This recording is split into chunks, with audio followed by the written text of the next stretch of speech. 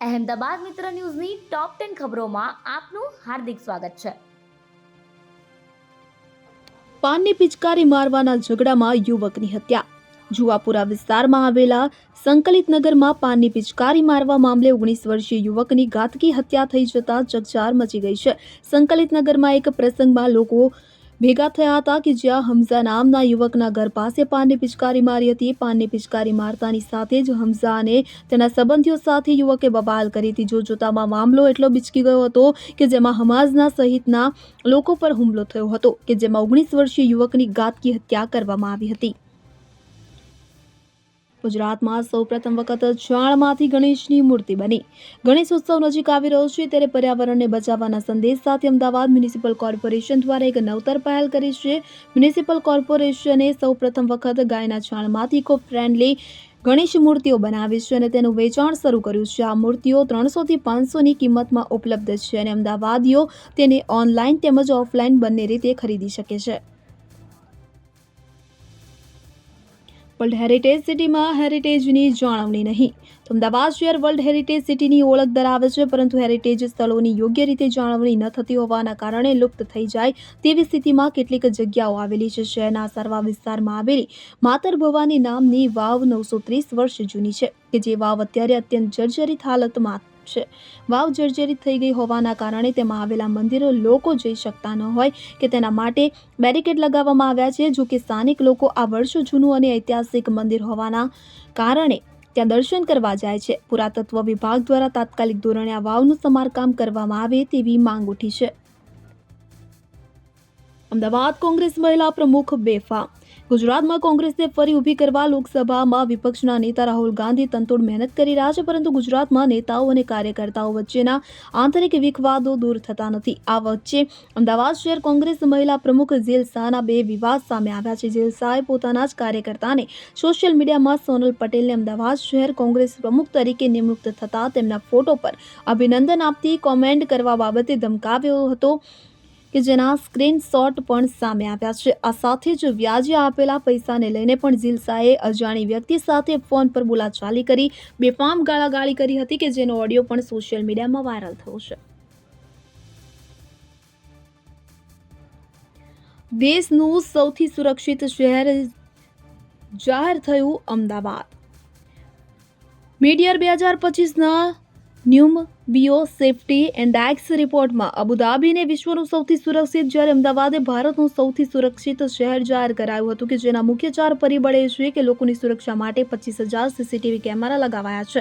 પોલીસની પીસીઆરનો રિસ્પોન્સ સમય સરેરાશ 5 મિનિટ છે.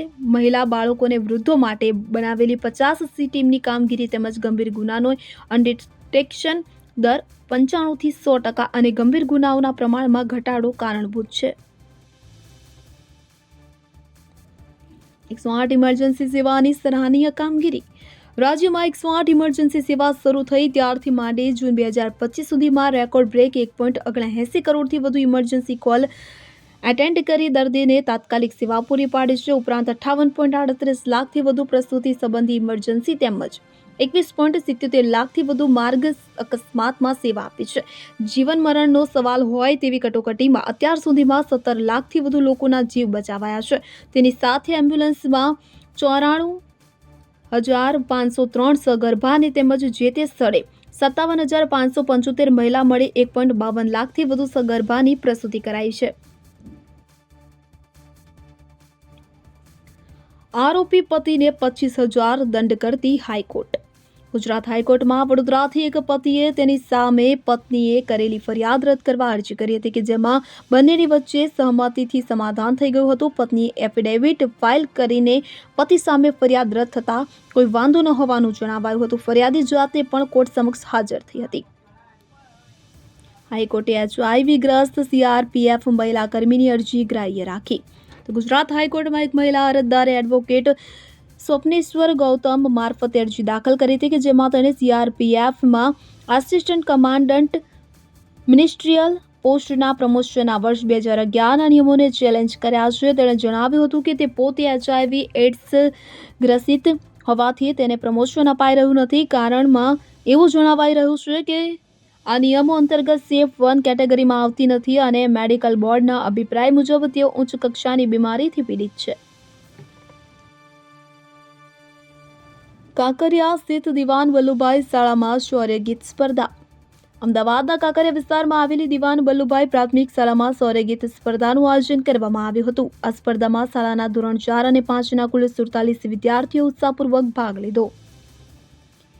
સ્પ્રેડ હેપીનેસ ગ્રુપે દાનવ ફાઉન્ડેશનમાં પશુ પક્ષી અને વિદ્યાર્થીઓ માટે 1 લાખનું દાન કર્યું. મિત્રતા દિવસ નિમિત્તે સ્પ્રેડ હેપીનેસ સ્પ્રેડ સ્માઇલ ગ્રુપના ફેસબુક મિત્રોએ દાનવ ફાઉન્ડેશનમાં અનોખી રીતે ઉજવણી કરી. આ અવસર પર ગ્રુપના સભ્યોએ ઘાયલ પશુ પક્ષીઓ માટે જરૂરિયાત મુજબની લગભગ 1 લાખ રૂપિયાની વસ્તુઓનું દાન કર્યું. સાથે જ ફાઉન્ડેશનમાં અભ્યાસ કરતા 60 જેટલા વિદ્યાર્થીઓ માટે અભ્યાસલક્ષી સામગ્રીનું વિતરણ પણ કર્યું હતું. અહેમદાબાદ મિત્ર ન્યૂઝની યુટ્યુબ ચેનલને સબસ્ક્રાઇબ કરો અને બેલ આઇકન જરૂરથી દબાવો, જેથી મહત્ત્વના સમાચાર આપના સુધી જલ્દીથી પહોંચે.